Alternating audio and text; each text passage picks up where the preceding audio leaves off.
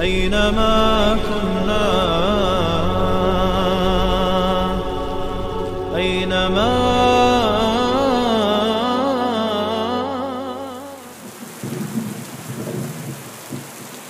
بسم الله والحمد لله والصلاة والسلام على رسول الله. اما بعد، السلام عليكم ورحمة الله وبركاته.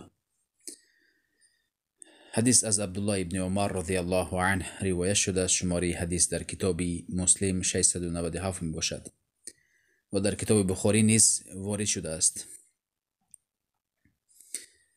عبدالله ابن عمر میگویند: اذن بالصلاة فی لیلة ذات برد و ریح. یک روز عبدالله ابن عمر در نماز خفتن اذان گفتند. ثم قال: الا صلوا فی رحالکم. سپس گفتند در بجای حی علی الفلاح آگاه باشید در خانه هایتان، در خیمه هایتان نماز بخوانید. گفتند.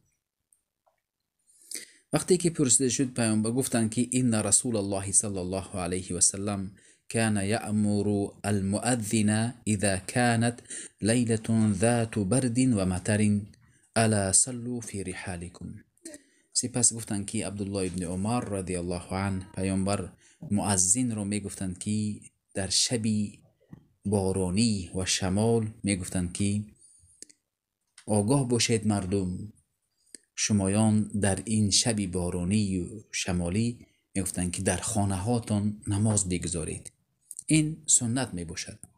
وقتی که هوا سرد است، بارانی بسیاری باریده ایستاده است و در این وقت به جماعت نرفتن رخصت است و این سنت است.